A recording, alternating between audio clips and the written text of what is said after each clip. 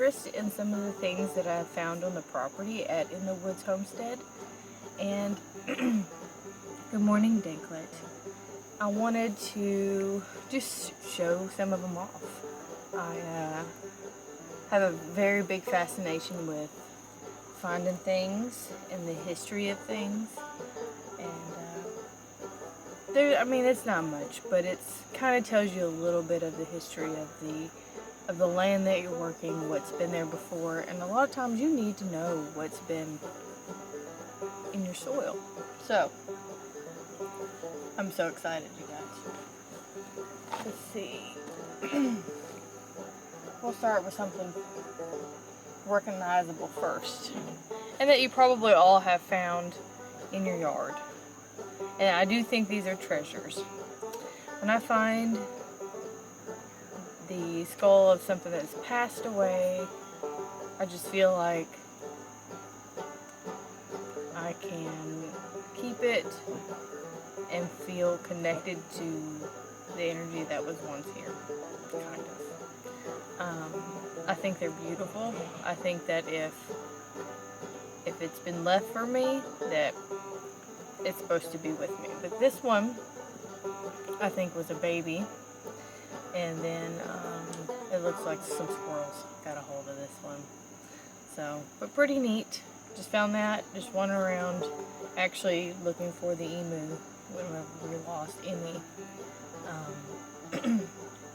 Found this and a very large pink and yellow moth. That has since disappeared because of the cats. I'm sure they've taken it off the table and eaten it. So there was that, little baby deer. Alright, so something you may not recognize, and honestly, I don't either. This piece of iron, I think it went to an old antique cultivator, because in the same area that I've found this one and a few other pieces, there is actually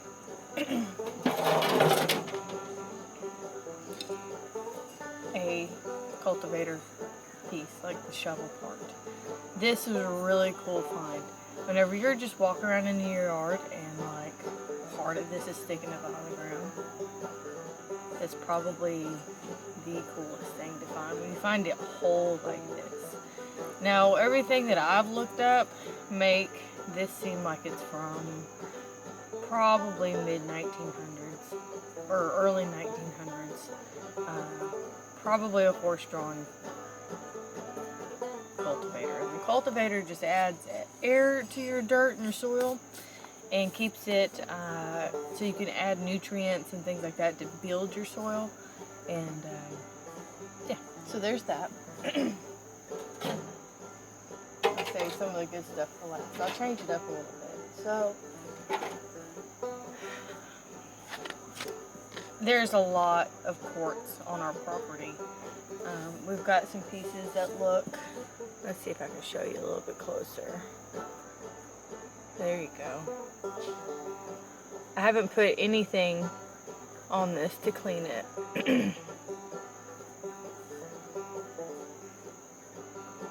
But look how pretty that is. And you know how I found this in the ground? Like if this was the ground, that's what you would see. So lying under the ground was this beautiful piece of quartz. There we go. And I know that doesn't look very pretty, but when it hits the sunlight, it is one of the prettiest things that I've ever seen. It's just like, it's beautiful. Okay. Now, I also have found pieces like, let me get it to where you can see it, like this. And what I've been told is if they've had water in them and that it's seeped out, that sometimes it can shatter on the inside and creates rainbows, and that is called a hydroquartz. If they also have the water still inside, sometimes they will have bubbles. So I have found this one on the property as well. This one's a smaller one. And then let's do something a little different.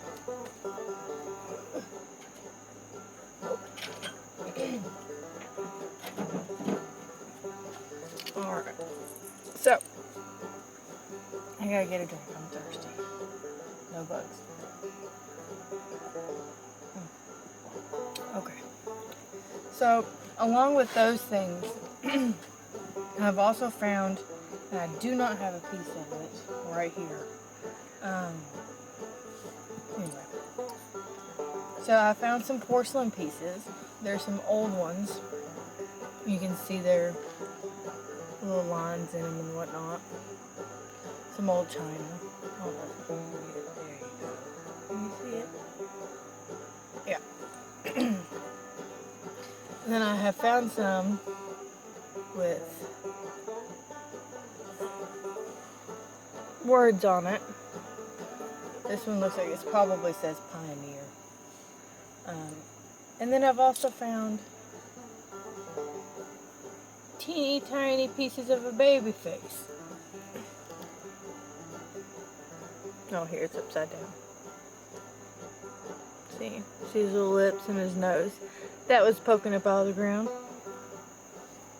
Anyway, so I'm pretty sure the baby face and some of the pottery I've found is closer than early 1900s as well. We've also found pieces of the old whiskey jugs that you find, the brown and the dark brown like chocolate and tan jugs. They usually have an XXX on them for whiskey. I've found pieces of those, and those are old stoneware that has been salt glazed, and it's pretty identifiable by its glaze on the pottery. Which makes me wonder if there's been a distiller, like just a whiskey still down here, because we have a creek, and it's got a perfect spot for that. So I'm kind of curious on why those are here. Now, a little history about this part of Arkansas. This part of Arkansas is not very populated. It's very small communities of Bonnerdale. And it's in the Washtas, and there's been logging here. That's usually what it is. It's logging. And so this property was logged back in, I believe, 2006. And then, but that's been it. So we have a lot of kind of young growth, but not super young growth. But I think there's a lot more history here than just logging. Let me show you some more stuff. Alright. Some more things. I'm not sure, I'm pretty sure this is part of the cultivator. It was found in the same area. Same thing, but this one's called a U-bolt. Who would have thought? I was trying to look this up online to find out what it was, and I was like, what would I call this? And lo and behold, a U-bolt. And that's exactly what it was called. It's pretty neat. And it's whole. I just think that's the neatest thing ever.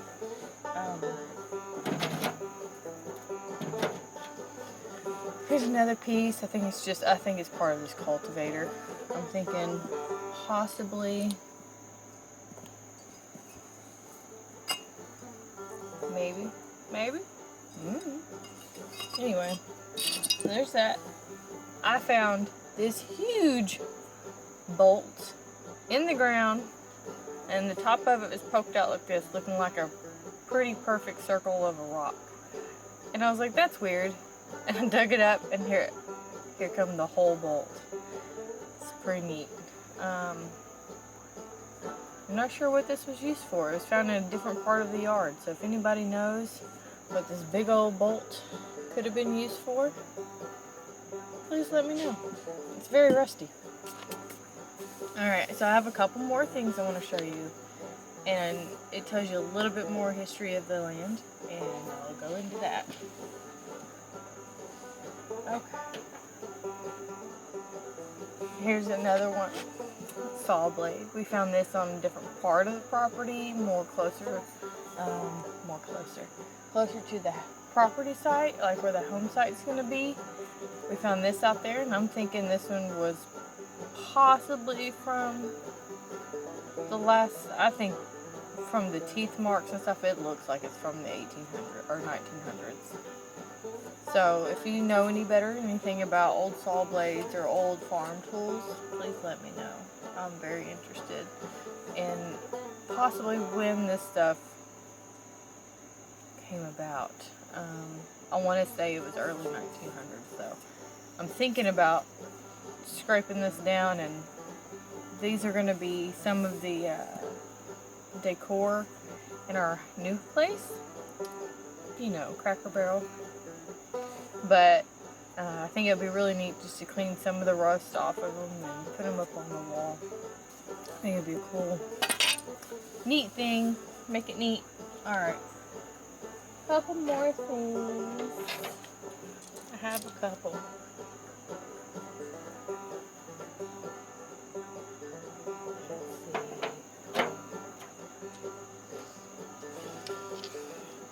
Let's see. Get some more coffee. Alright. A couple more pieces of quartz I want to show you guys. I have found lots of clusters like this one, where they've got pretty little points on them. Let me see if I get it to focus.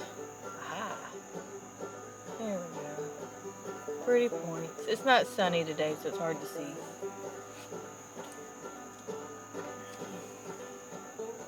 There's a good one. A nice little milky but pretty cluster. And then I'm going to show you this one, and then I'm going to show you some other cool stuff. This one, it's kind of dirty right now. But I'm pretty sure this one has rainbows and possibly a bubble in it. Possibly. I know I did find one that did have a bubble. I'll have to look closer. Okay, cool things. Some of you have already seen that I found an arrowhead on the property, which is this guy. This is our whole one that I found. Hi, Dink! Alright, so I found this one this week as soon as we got water. Hi.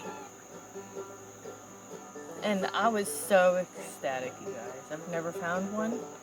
And I found other things, different places, but I usually find everything, but it just boggled my mind that I've never found an arrowhead. But I found one. And I claim this one as my first one because it's my first whole one. But obviously I did find another piece at one point in time. But I really wasn't 100% sure that that's what that was. So, the cat. Ouch. Dang. Come here. I know you love me. Come here. Alright, you can hang out. And then I also want to show you guys this right here because it's special. Special rocks. Does anybody else have special rocks? Alright. So in this area, we are special because we have this. Here, see if I can get you to see it better. It's called Wavelite. And as far as I know, this is only found here. And we have it on the other side of our property, in the driveway, of all places, in the driveway. I hate it because it gets ran over so much. Most of the time, my pieces are flat, but if you can see that, there's like little burst of green, which you guys haven't figured out yet is my favorite color. Teal green. But it's just so pretty. I have found shirtfuls of this stuff down by kind of like the creek area. Oh, damn it. You're such a pest. Why you gotta be such a pest? Alright, so I have something to show you guys that I'm thinking about doing. And depending on your guys' response, I may or may not do this. If you're interested, I have some things. So I have decided to start wrapping some of these quartz that I'm finding in the yard. And this one is a large quartz cluster pendant. I'm not the best at wrapping, but I'm getting there. Let me see if I can. Here we go. So this one's not. It's got like a. It's not like a clear quartz, but this one's a really pretty cluster. And I wish you could see it in the light. And I'll post pictures if you're interested in them. But it's got lots of clusters, and the light hits it just right, and it's so pretty, guys. I need to start doing something with all of these crystals that I have, because if I don't, we're just gonna have crystals all in the yard. Alright, so here's my second one. I think you guys will like this one a little bit better.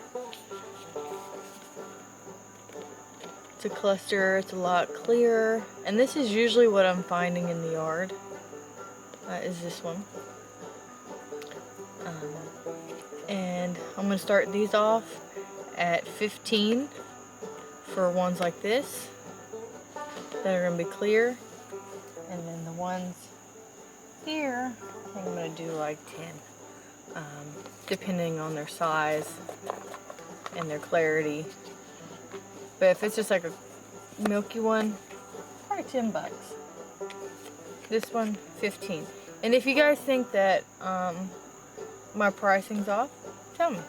Because I think that, yeah. If you guys want them, please let me know. And you guys will help support all our sweet baby animals. And like Danklet back here that keeps knocking everything off of my little thing because he's hanging out on top of my bean. Get off my bean! Get out my bean. You're squishing it. You're being fat. Stop. That's not your bed. Go. Go. Okay. Anyway, guys. That's all I wanted to kind of do is go over some stuff we found in the yard. And, oh, the history behind my arrowheads. Almost forgot. Okay. So, with these, I believe this area I have known for a long time. It was inhabited by the Caddo natives, and I believe that's what these are going to be from. We're a little bit far, not far, we're a few miles from the Caddo River, but I definitely think that this is probably a Caddo native. Pretty neat. Anyway, just wanted to share. I hope you guys have a good Saturday morning. Oh, you're being so bad. I'm gonna go put you to work. I'm gonna make you clean up all the doggy poop. That's what I tell everybody when they're being bad. Clean up dog poop. Huh? Make you shovel it. Make you shovel dog poop. Or pig poop. Or anything poop. Yeah. He says I don't have thumbs. Didn't you want me? Are you that hungry? You're so You're so dirty. Why are you so dirty? Huh? Okay. Alright, bye guys.